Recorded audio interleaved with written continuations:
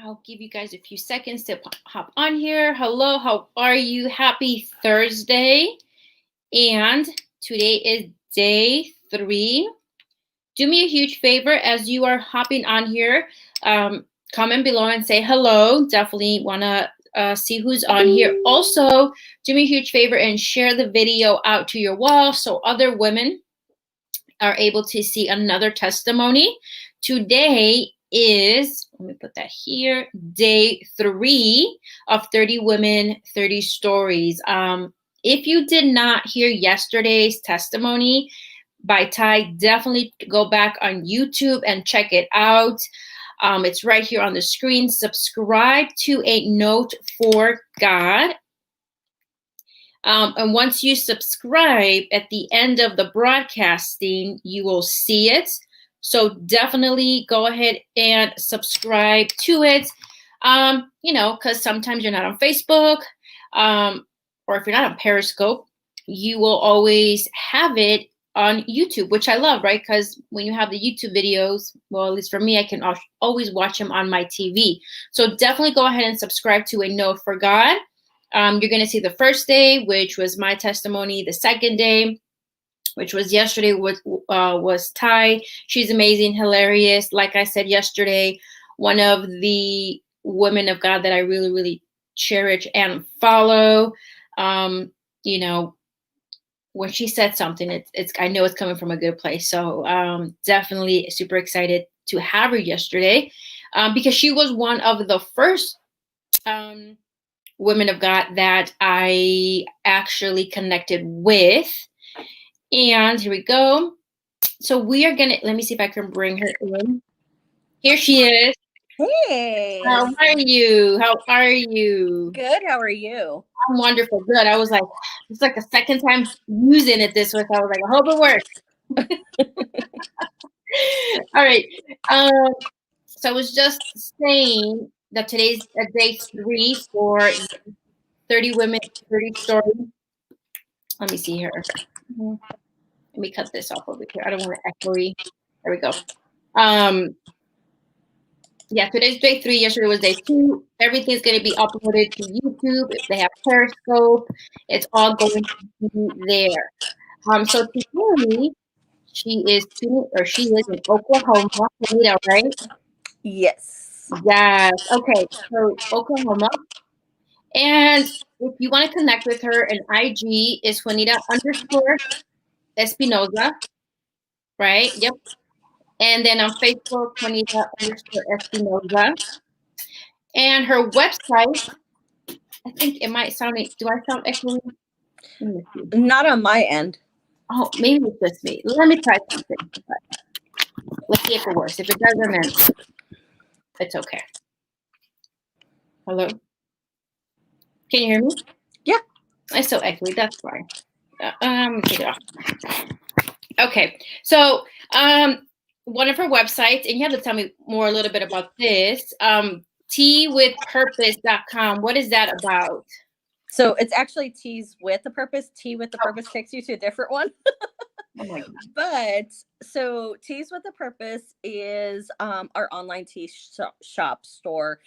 We do elderberry syrup, but we also do herbal teas. And so my background is traditional Chinese medicine. And so we used to actually have a health and wellness store before.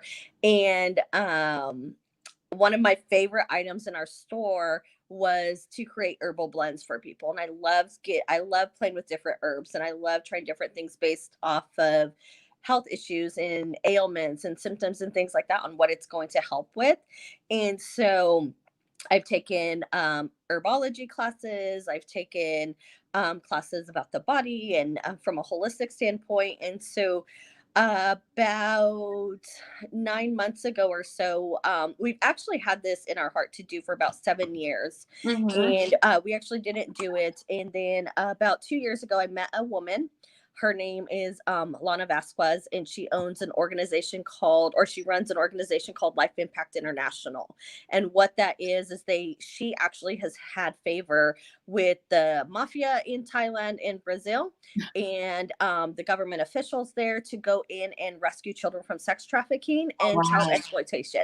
And she's been doing it for over 20 years. Oh, wow. And so I actually have a lot of friends that have known her for over 20 years. And so this was a connection. But about 2 years ago, she had said something when I was doing a women's networking event. And she said, God never gives us just something. We always think we have to have this big thing to, we can't help child exploitation because I only make so much money, or I don't have a business, or I barely make $300 a month with my side business or my side gig or whatever it is. Right. But she said, it doesn't matter. You have something that you can give. And so when we created our online shop and store, we decided to do it with a full purpose.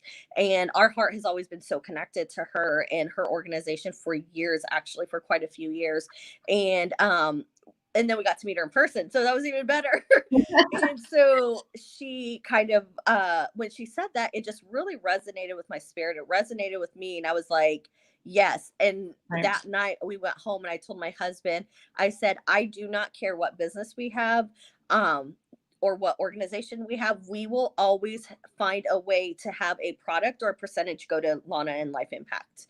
Oh, that's good. And so when we did this, that's what happened. And so Teas with a Purpose was created. We knew we were going to do an online tea store and add some herbal teas in. And we really just kind of went into prayer, and I said, what is the number? Like, do we have a certain tea that we donate the proceeds to every month? What are we doing with this? And I really felt like God told me to give $1 from every product purchased, whether it is a sample or our largest item, which is our family size elderberry syrup. And so he said $1 from every one. And so I came home, I kind of set it up, and that's what it does. So every dollar from every purchase.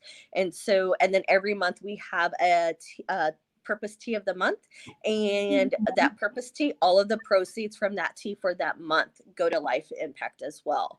And so we are just so grateful that we get to partake with that, and especially with everything that's coming out in the media and all these I other know. things. I was It was about just like happened to be around that same time frame that all this stuff started coming out. And so and she's been doing this for over 20 years, and you hear her heart.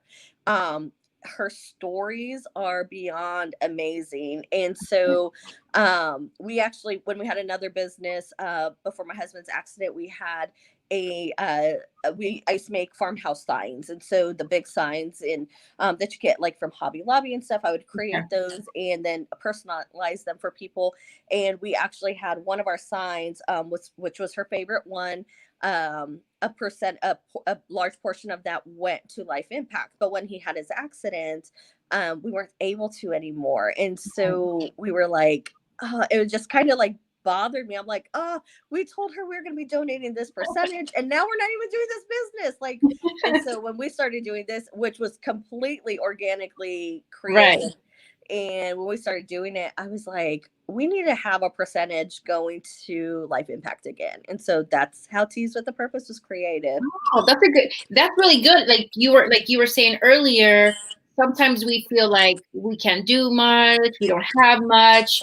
But when they buy teas from your website, it's like a twofold. Like I'm getting a tea that I like, but it's also going towards an organization that, helps rescue children from sex trafficking. So I like when companies have that. Like it's kind of like a twofold.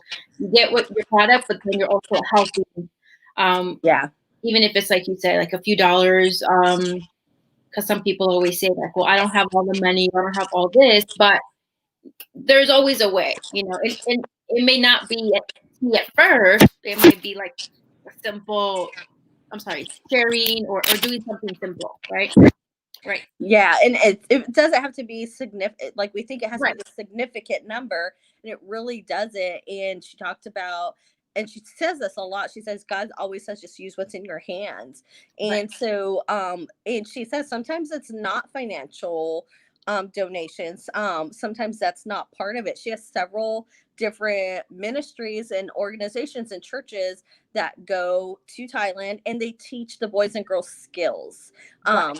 So they never have to go back into sex trafficking, or they don't have to sell their bodies, or they don't have to have children that have to sell their bodies. And it's not just girls, it's girls and boys. Right. And Right. some of the stories that you hear, especially when she went to Brazil, like I'm sitting in my room and it's like midnight and she's going live talking about what they found, and I'm like bawling my eyes out because it is part of their culture. It is so Wow. open and part of their culture that it's not hidden. And so Wow. to hear how open it is there, and some of the stories that she shared there, about when she went there, and then for her to have all this favor, like she has the mafia in Thailand that actually helps her rescue these, not all of them, but the Right. certain ones that do. And that's huge because That they're is all huge. involved with that while they're there too. Some of the Right. cops and the government officials, they're involved with it. And so the fact that she's gotten favor with certain officials, and they're helping her, even though some of them are not open about it, some of them still do help her. Well, like you said, at least she has favor. She can go there and not have that, like, being exposed, or they're going to catch her or stop her or whatever. Because we've seen that happen too with other people, right? Oh yeah. Right. All right. So let's get really into it, because the purpose of me creating this really was that, a lot of us, I think as women, when we go through things, and things happen, we just tend to resolve it, move on. Now because we're ashamed to share our testimony, but it's like, I think it's like something that in women, right? Like, we are problem solvers. Like, let's move on Mhm. to the next thing. So I really wanted us this whole month to share 30 different testimonies of really how you came to find God. Um, so yeah, let's talk about that first. How did you really come to know? Maybe a little bit about your background, because everybody has different background, and then how did you really come to know God? So my story is actually very unique. And when I saw you post about it, normally I will not typically like openly want to share my story or reach out to other people. Like usually Makes sense. I'll have people come ask me, and then I'll be willing to share it. And so, but when I saw it, I was like, this my story is very unique because and I'll get into how I was actually saved. But first, my background. So my background is I am the oldest of four girls, Okay. four daughters. So I am the oldest. I have three little sisters. I'm the oldest And too. and so I come from a Hispanic background, heavily Catholic background. Me too. I was born and raised in Colorado and Wyoming. Okay.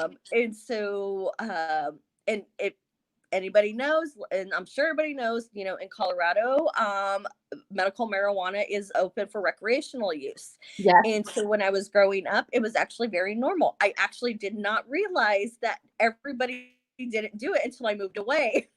And I met my husband in Texas, and I'm like, "Don't your parents smoke?" And he's like, "No."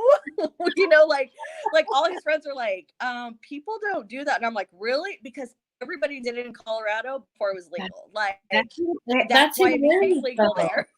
Probably, And like, you might as well. yeah, and so because it was everybody was already doing it, but a part of that came a lot of other things. And so Right. there was a lot of partying. There was a lot of I was around a lot of drugs. I was around Mhm. a lot of people doing drugs around me. It was normal for them to be doing lines of coke, and to smoking crack in bathrooms in at parties. Like that was normal. Mhm. What I would consider normal because everybody around me did it. And Right. so I had my first daughter when I was about 19, and I was actually still in high school when I had her, and so I had just turned 19, and so I had her. I graduated high school, and then I went on. Kind of up and down. I got in a very, very physically and emotionally abusive relationship Mhm. after I had left. Me and her dad had split apart, And that actually happened in Wyoming, and then I moved to Colorado to get away from him because I had several restraining orders and nothing was happening. He was in jail for months. He actually had other restraining orders from other women, and so it was extremely stalkerish. Like, I'd wake up and he's like sitting outside my window. Oh my goodness.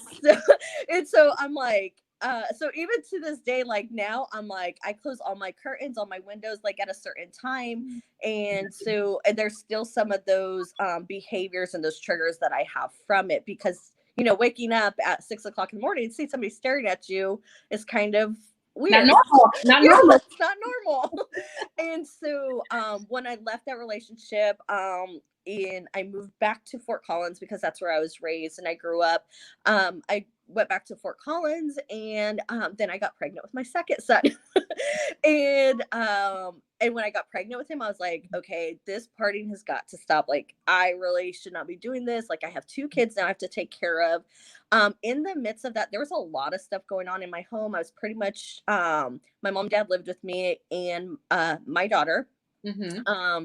My baby sister, who is much older now, she lived with me, and the environment was not very healthy. My mom and dad, my dad specifically, was still kind of into the partying and things like that, and drinking and other things. And so I remember when I was pregnant with him, I was like, I have got to move away. Like, this environment is going to, like, I literally felt like, just because it was so around everybody I knew, everybody I went to high school with, that's all we did was we partied, and some of them did drugs and some of them didn't. I mean, some of them were drug dealers and doing all these crazy things. Right. And so I was like, I have got to move away. So I actually had in my heart for years. We lived in Texas when I was very young, and I was like, I would love just to go back to Texas. I wanted to be in the South. I wanted to be in the heat.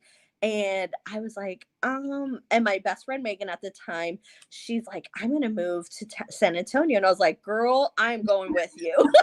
I'm like, look, you can live with me. You could be my live-in nanny. We're going to have us an apartment, and we're going to do this. And we're leaving. She's like, yes. So, and so in the midst of that, so I had plans to move to Texas. In the midst of that, God just loves to interrupt lives. So at this point, I'm not a Christian. When I was 18, I had walked away from the Catholic religion, and the Catholic faith. I had too many questions that weren't being answered. My grandma was completely okay with it, and she was like one of my closest people that I was growing up. And so and she had passed away when my daughter was 6 months old. So when she had passed away, it was kind of like almost like it was a rope that was cut for me to leave, because I wouldn't have left if she would still been alive, because I was so close with her, and her and my grandpa had an amazing marriage, and I loved being around her and him. And so when she had passed away, that was kind of it for me. And so when my friend Megan's like, I'm moving to San Antonio, and I was like, I'm gonna move there too. And so I started looking for jobs. In the middle of that, I had planned to go around April or May. I meet my husband, and it's actually the guy she's dating, his roommate. Okay. I was like, wait. Okay. And so me and him just really hit it off, and I go up there, and we just we talk for a few weeks, and then I go down to Texas, and we decide yes, we want to be in a relationship with each other. And it was very quick. I moved in with him probably after a couple of weeks, and he was like, would you just move to, he's like, would you consider moving to Austin? And around that same time, my friend Megan and his best friend, or his roommate, broke up. So I'm like, well, she's not here now. So like, I'm like, what do we do? And so I had to go back to Colorado to finish some things up. And when I was there, he called me and he said, I want you and the kids. He had never met my kids at this point. Oh, wow. He said, I want you, which I would not recommend now. Do not do this, ladies. This is before you get saved. We were talking about this yesterday. This is before pre-save. Like, yes, pre-save, pre-salvation. Okay. No, don't do that. And so he called me one day and he said, I'm going to look at a house. He said, if I like it, I'm putting an offer in and I want you and the kids to move down here. Oh He wow. was active duty military. And I was like, okay. I was like okay with it. I was like, yeah, I'm like, we could totally do that, it's gonna be different. I have two children. He's like, nope. He's like, and he had never had kids and never been married. And when I was Wow. pregnant, this is the craziest thing. When I was pregnant, I remember praying that. So I hadn't, I hadn't gotten saved yet, but I still had that prayer life from being Catholic. Right, right. And I remember telling some people before, I was like, I don't want to marry somebody that has kids or has been married. And I remember some people were like, you're not going to get that. You are 22. And I was like, and I want him to be older than me. And I would like to be a stay-at-home mom. And like I had people there like, you will never get that because that's You're like, selfish. you were Colorado a little too long. Yeah, they're like, you're not gonna get that.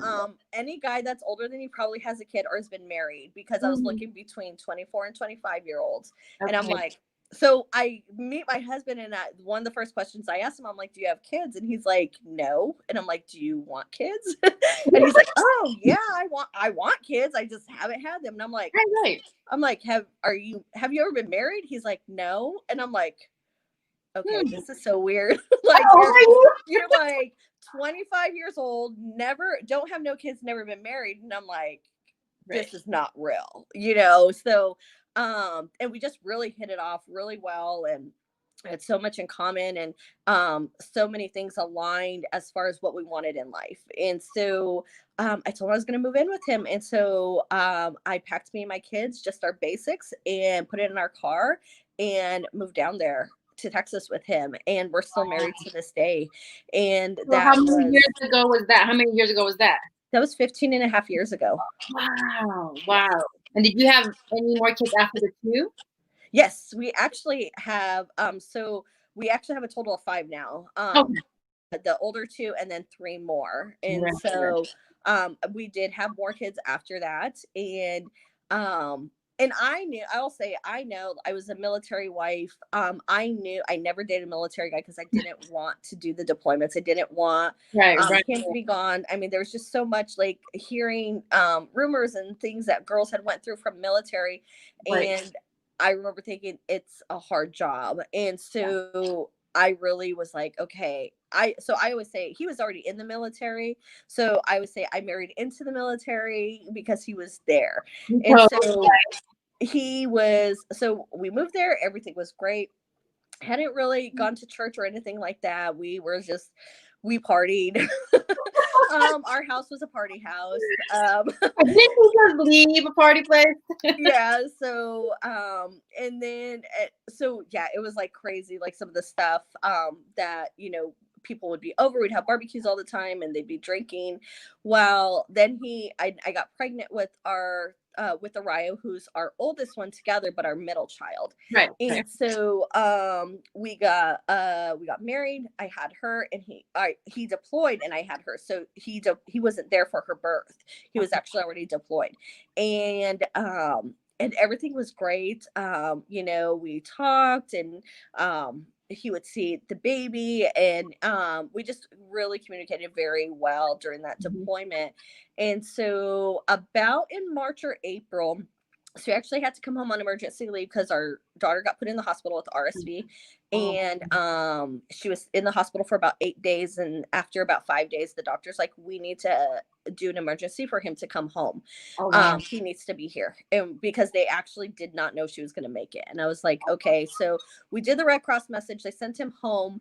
And and then she got better, like the day he came home, like that night she got off oxygen. And I was like, maybe she just wanted her dad, I don't Right. know.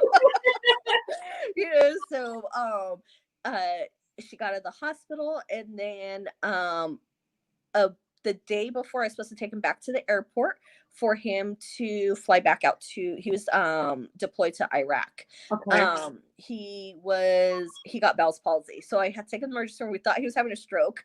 And it found out he had Bell's palsy. And so they kept him in the States for another 2 or 3 months after, about 3 months after that. Because he couldn't go back to Iraq until that was taken care of. So he goes back to Iraq, and I went to Colorado for just like 1 or 2 weeks. And then I come back to my house where my husband's not there, and it's just me and 3 kids. I have really no friends at this point in Texas. I was pretty, talked to some of the wives here and there, but no real relationships. So it was pretty much me. And then, and that was pretty much it. And so I remember it was around Easter time. I called my dad. We were at Walmart. I was getting groceries, and I called my dad, and I was like, "Hey, I think I want to read a Bible." I don't know which one to buy though. I'm like, random.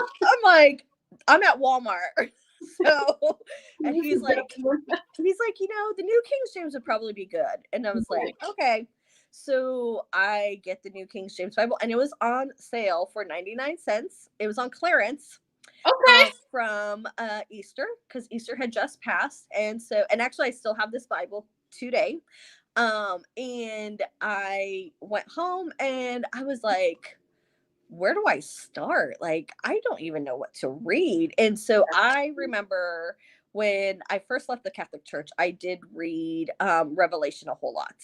Okay. And I read it a few times. And so I was like, I don't know if I really want to read Revelation right now. I'm at home by myself with 3 babies. Like, I'm ready for that. The best book.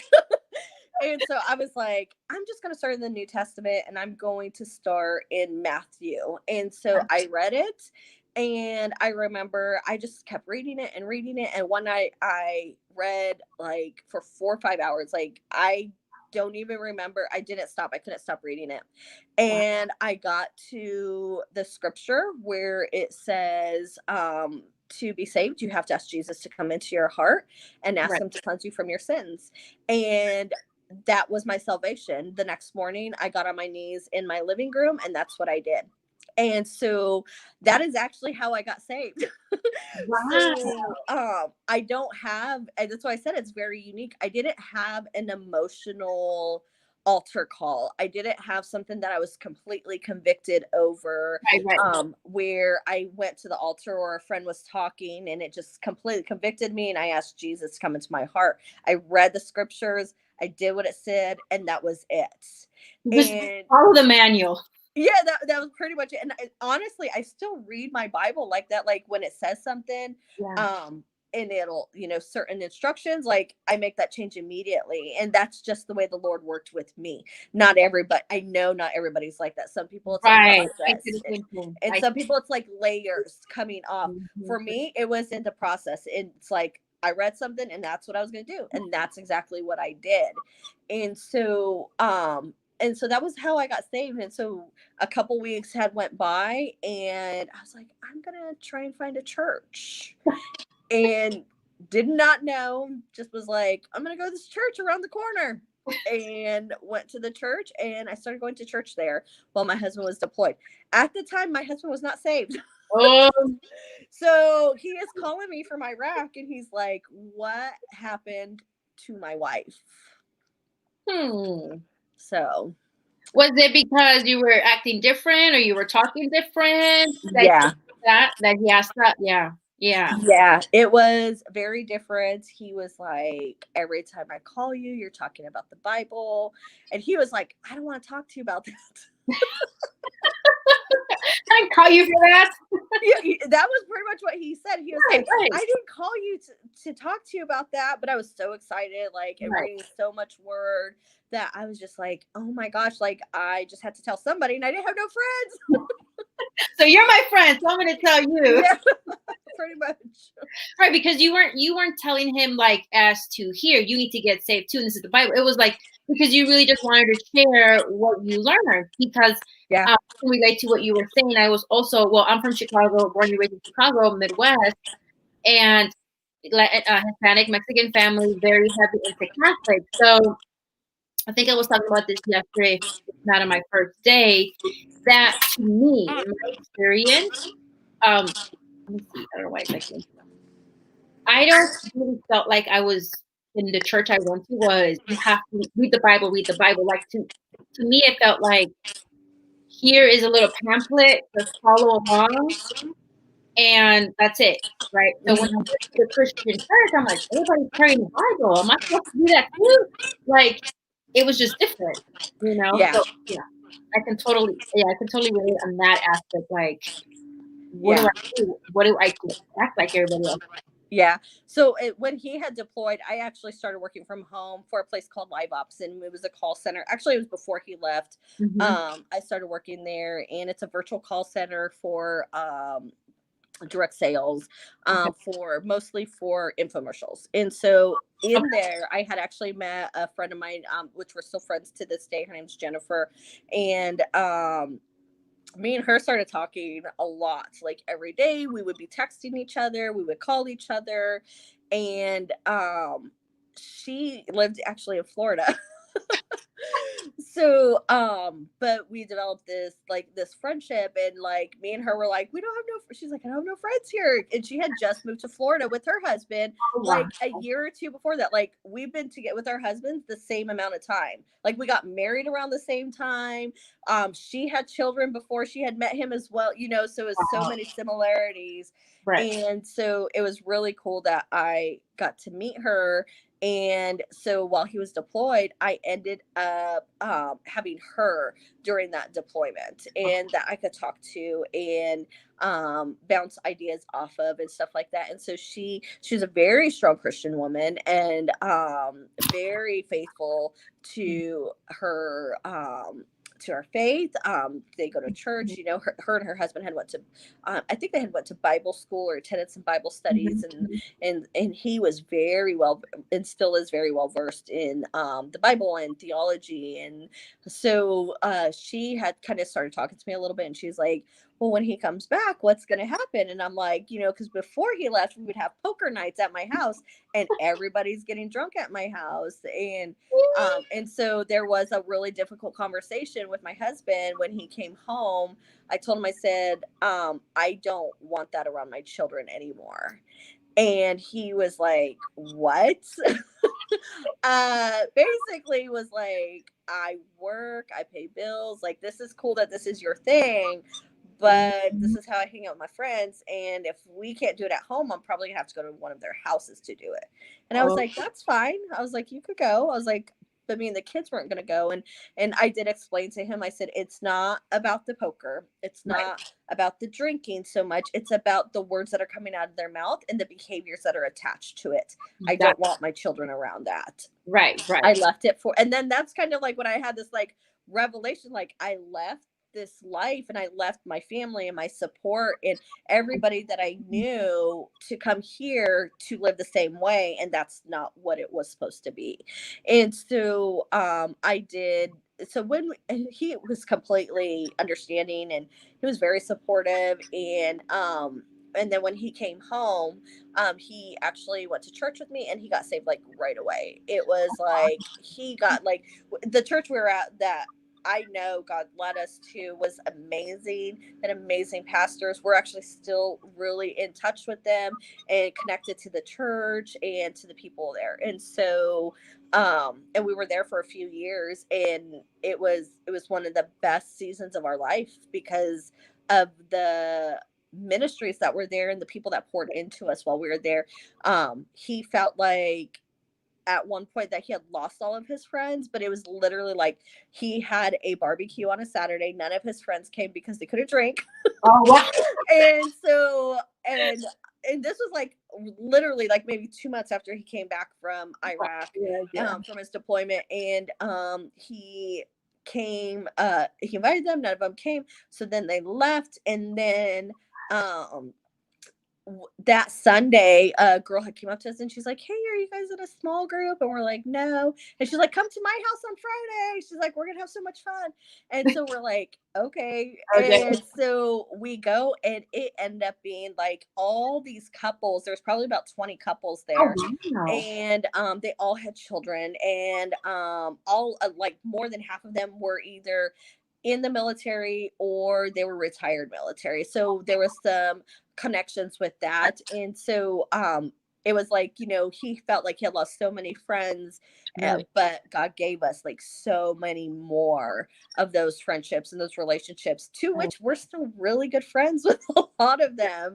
And they're from able that to relate to him because they were in the military or at that Mhm. time were, retired. So it's not like he lost his military friends and then he's like, okay, it can't relate to me. You're right. So it's Yeah. funny. It's not funny, but it's just so amazing how God just works in that way. Like, here you go, even better. Yeah. All right, so let me ask you a few questions. So everything that you've been through, what advice would you give women that went or that are going through the same thing that you went through? So what advice would you give them? So there was actually two things that kind of come to mind, and one of them is find and make sure you always have godly mentors and women surrounded around you, and make time for those relationships. I think as women we neglect them, and I have been very guilty of this myself, to where I have neglected relationships. I have neglected to have relationships Mm-hmm. with other women, and it did affect my spiritual walk. It did affect my faith, and I don't think certain seasons of my life, even after we got married, I don't think certain seasons of my life would have been so hard if I would have had women there. And that was actually something I prayed a lot about when we first moved here to Tulsa, Oklahoma, because we were leaving our church. We were leaving the life that we knew, the military, and we were moving to a town that did not even have a military base. So not only culture shock, but lifestyle shock Yeah. and everything else. And so we moved here, and I had a few friends and I had a few connections here, but I remember really praying like, Lord, I want an abundance of friends. I want an abundance. And not that I didn't have them before, but what I would consider a lot of them were acquaintances. I had an essential oil business, and I had a huge team. I had a lot of following for natural health and holistic health. And so for me, a lot of times my girl time was actually, hey, by the way, since you're here, what should I do about this? Right. So it really did not feel like I had some authentic relationships. There was maybe like two or three girls that I could say I had some authentic relationships with, where there was none of that. There wasn't them bringing their friends, asking me health related things. And I love that. I love what I do. I love being able to help women with their health, but I also feel like there's a certain time and a place for it. Yeah. And when I'm out with my girlfriends and just having coffee or going to dinner, that's not the time.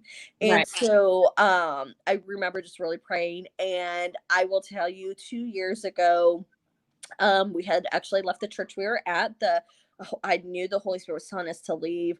Nothing against the church or anything like that. It's just our season was over. We need to be in a different place for healing in certain areas. And so when we left, it was like God has opened the door to an abundance of friends. And I'm not talking, oh, I have like 10 girlfriends or whatever. I'm talking like 30 to 40 women that are close friends to me, and that are very key relationships to me, to where even in just casual conversations, they're mentoring me and I'm mentoring them. It's a back and forth thing. And I feel like women specifically do not take advantage of that, because we get so caught up in, I need to take care of my family, I need to take care of my children, I need to take care of my husband, I need to take care of my home, I have work, I have ministry, I have church, I have da da da da da. And so neglecting those relationships can affect you in those seasons that you are not prepared to walk into. And so there have been even certain situations come up in the last like year, and even 3-4 years ago, our daughter was diagnosed with stage 4 cancer. I could not have walked through that if I did not have the relationships that I did. I had people from our church texting me almost every day, sending me scriptures, sending me songs, calling me and praying over me. And so you don't know the season you're about to walk into. And so if you don't have those relationships, it could be a very hard season, and you could end up making a decision that you were never intended to make and fight a battle you were never intended to fight. And so those relationships are so, so key. And so I would say that is like one thing I would definitely tell women is value those friendships. If you don't have one, pray, and God was going to bring those women to you. The other thing I would say is dedicate so there's that aspect of it. And then on the flip side, I would also say, dedicate your life to pouring into your children. Yeah, definitely. That was something the Holy Spirit spoke to me about 10, 12 years ago, 10, 11 years ago. I had just had my son, and I was like, he's our youngest. And I remember not having a super great relationship with my oldest.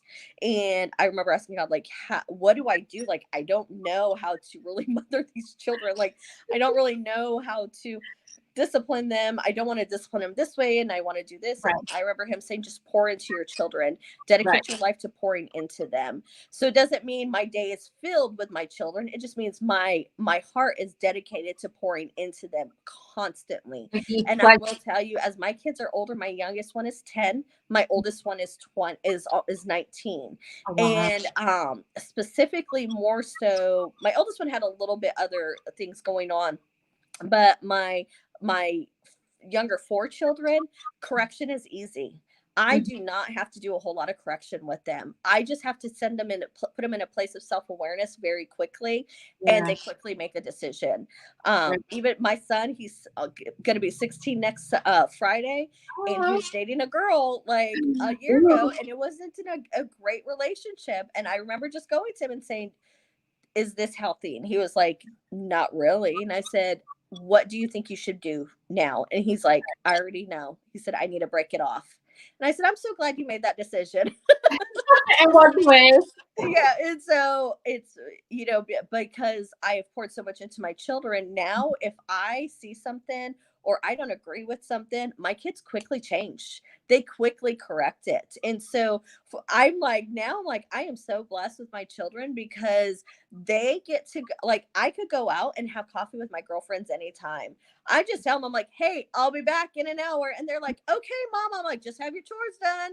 Because they already know if they don't have them done when I get home, there's going to be some consequences. So I don't really have to do like a lifelong of correction and discipline with my kids because I did it the first 10 years of their life.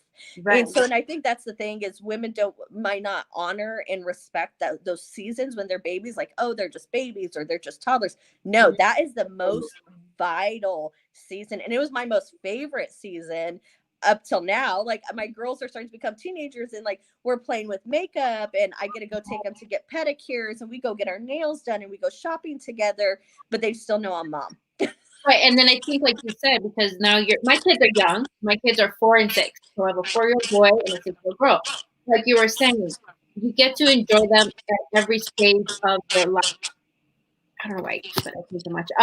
Which is great. And then, but you were saying that, and I think Ty said this, and I said this in video once. What you said was seek godly women advice. That I think is so key, because if you talk about your problems to the wrong people, they may lead you astray. They may give you like, oh, go run him over, girl. Go cut him. Like something else you're not supposed to be doing. It's not the right wisdom. And I think women seek out mentors, which is good. I think everybody should have a possibly a life coach, or somebody that could speak into their life. And I'm very, very grateful. I actually have one friend. I've been friends with her for 5 years, and it started off just as a casual friendship and from church, and then we kind of worked in ministry together a little bit at the church we were at, and then but now, like, and it goes both ways. Like there was a season to where I was really pouring into her, and over the last few months, it's kind of flipped a little bit. And it's like anytime we have conversations, we're encouraging each other. Right. And there was a situation that had happened, and I texted her. I was like, "Hey, I really need some wisdom on this." I said, and I kind of gave her the backstory. I let her know what it was. I let her know what was going on. I let her know what my feelings were. I let her know what my steps that I'm feeling like I'm not sure which direction to go or what should I do about this. And she knows, because she knows me well enough, and there's been a trust factor, that anytime I go to her, I'm not going, even if I am mentioning names, I'm not going to her to talk about the person. I'm not going to her to gossip and talk down the person. I'm going to her because I want wisdom. And she knows that, and she has that understanding, but it came with the relationship. And I think so many women will try and seek out, like they want the pastor or the leader, but what they don't realize is it's in those casual conversations and those casual friendships that you actually have your mentors. You don't have to have an official pastor mentoring you or a leader mentoring you. It could be one of your friends from church, and that is still good enough. And so those relationships are vital. They are, like you said, if you go to the wrong person, they're going to give you some advice, and you're going to be like, and you might follow through with it. And then later on, you're like, that wasn't good. I knew it wasn't good, but I still did it. So it kind of goes into question number 2. What are some important things to do as a Christian woman? You said, hey, godly Christian women. What are some other important things you think we should do? I think knowing your identity, that is a huge one for me. And I don't know if it's because for a couple years I kind of was like struggling, like really trying to get to know not who I was based off culture, not who I was based off how I was raised, but who God said I was. And I remember having it was about 3 years ago, 3-4 years ago, all of our kids were going to public school for a season, and this is around the time our daughter was diagnosed. And I remember sitting in my living room going, oh my gosh, what am I going to do? All my kids are gone. My husband's going to be at work. I have no life. What am I going to do with my life? Like, and then I started thinking, what about when they move out? I'm not going to have a life. I don't know what to do with myself. And the Holy Spirit stopped me, and God spoke to my heart and said, that is not your identity. That is what you do. So you wear many hats. You wear the hat of a mom. You wear the hat of a businesswoman. You wear the hat of a wife, but that is not your identity. Jesus is your identity. And that's all it took. And I was like, that's right. And so I've actually spoke on this many times to women that, or even at Bible studies, if women will make that comment, and I'll say, that's not what your identity is. Like, let's scale this back a little bit. And so I think a woman who knows her identity is confident, and she's safe and secure, even if her husband fails her. And this is what thing that I've told women before. I said, there's going to be times in your marriage that you're going to feel lonely. Yeah. And that is why your relationship with the Lord is going to have to be your top priority, because there's going to be times your husband's going to fail you, your children are going to fail you, and you're going to fail them. But you have to be secure in that relationship with the Lord, so that way you don't feel that loneliness, and you have clear direction and provision on the steps you need to take for that situation or for that season. Yeah, I really like that advice. Yeah, your identity, because I think as moms, well, especially I think when they're younger, you're taking care, minus 4 and 6, you're always taking care of them. Like, they consume so much of your time. I remember, I think my daughter was, or my son, because I had them back to back. We're like 20 months apart. And I'm like, I haven't read a book in 2 years. And I love reading. And I'm like, wow, like, you get consumed so much because you're little, but if you don't catch it, it can get away from you really fast. Oh, yeah. And that's kind of similar with us. Our younger two, they are, they're 13 months apart. I was trying to think. They're 13 months apart. So I got pregnant with our youngest child when our daughter was only like 4 or 5 months old. Oh, And wow. so she didn't get that opportunity to be the baby and things like that. We had another baby coming. And then after I had him, my hormones completely crashed and I had severe depression and adrenal fatigue. And so like that first year after he was born, like it's such a fog. I don't remember a whole lot Right. of it, Right. but you can very easily get consumed in it. And that's even something that, you know, I really try to encourage women is like, you know, yes, your children are young, and Yeah. yes, you know, you want to be the fun mom and you want to still discipline. But one of the best things that saved me was time blocking and scheduling. My kids are still on a schedule.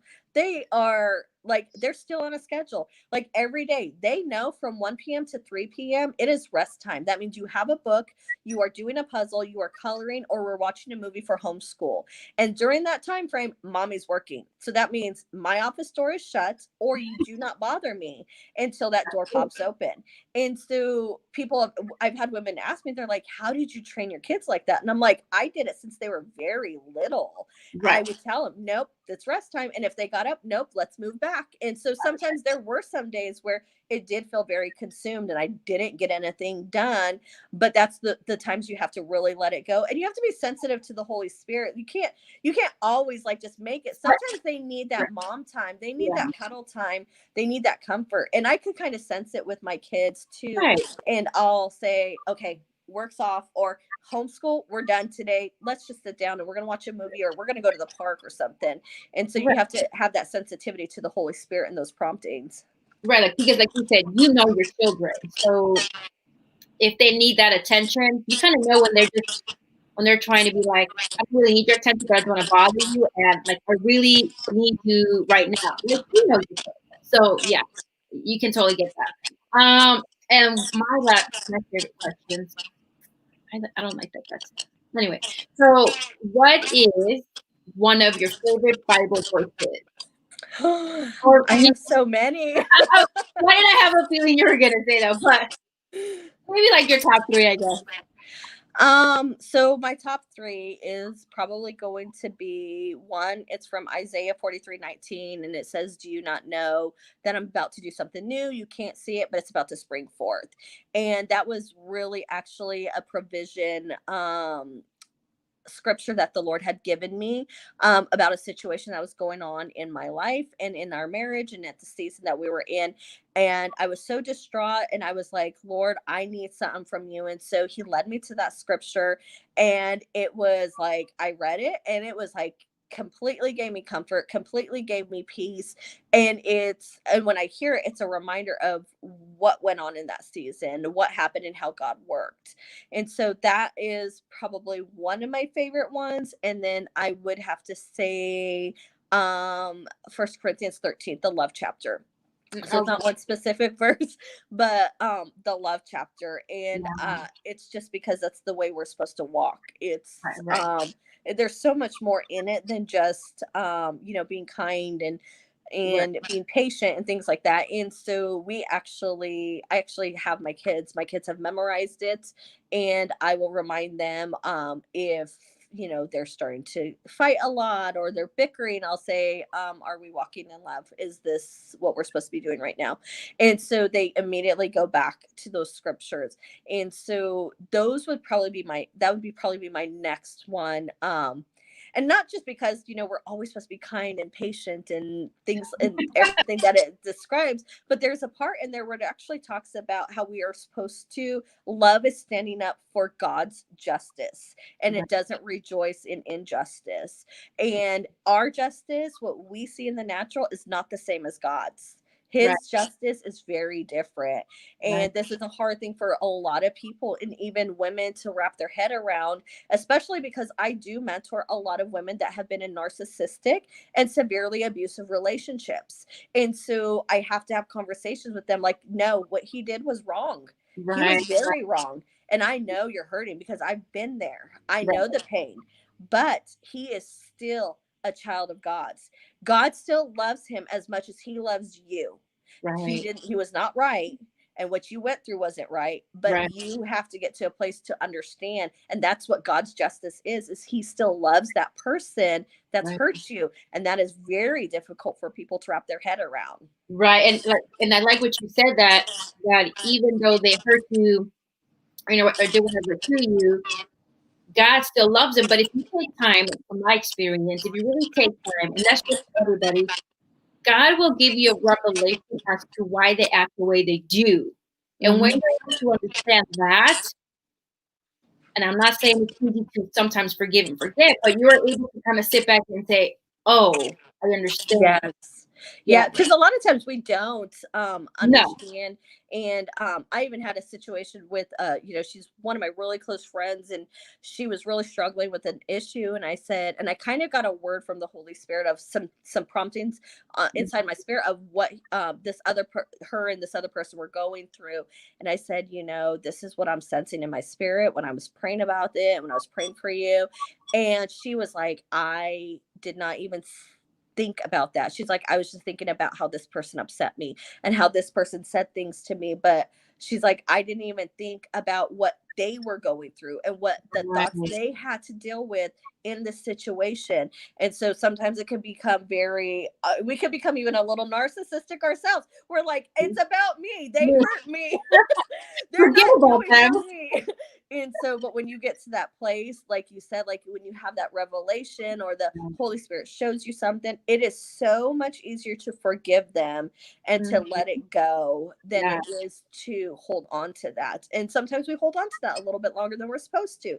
But that happens too. And we learn from it. Right. We're all guilty of it. We're all guilty.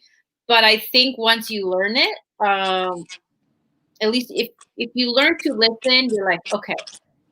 I mean, it takes sometimes, like you said, sometimes it's not that easy. You're like, I still want to hold on to it because, whatever, they hurt you or whatever.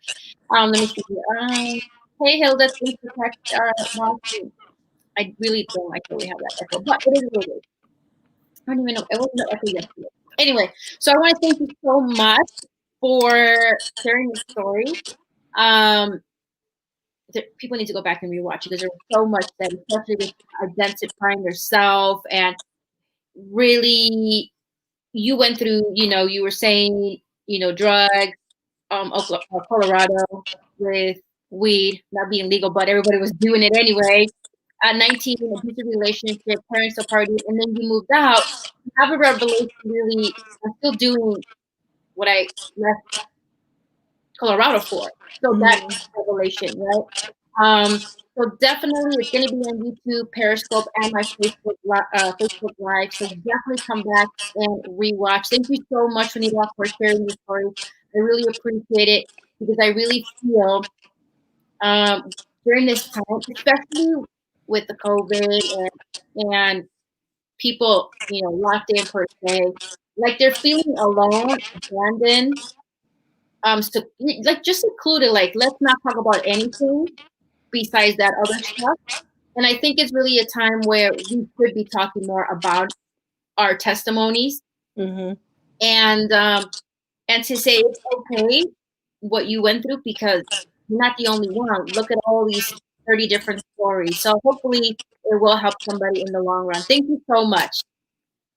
Thank you for having me. It was really, really nice to just kind of share, and hopefully some women out there are listening and just know how much God really loves them, and they are prompted from that, and they understand that, and hearing my story and know that they're not alone, because that is one of the biggest lies that the enemy likes to plant, is that you're in this alone. Yes. You're going through this alone, and the reality is you're not. And even if you have to message me, I will be there, and I will find resources for you if I need to, but you're not alone. And that is the one thing that women of Christ really need to understand, is that they're not alone in any situation. And whatever you're going through, I could promise you 1,000 other women are going through the same thing. Yes. And just to wrap up from the beginning, we are women, so we just try to find solutions and we move on. But we've all been through something, what I may not have been through what you've been through, but there's a common thread, right? There's always that common thread. Right. Yep. So yeah, thank you so much. Your information is right here. Thank you. Juanita_Espinosa on Facebook and IG. Definitely check out her website because some of her proceeds help an organization with child trafficking, which right now, if you know, everywhere on social media and TV and media, it's just horrific. We know it's going on, but it's actually being brought now more into our face, which is cool because we have more exposure and really, like you said, taking care of our children. All right, so thank you so much. Thank you. It was nice chatting with you. Bye-bye.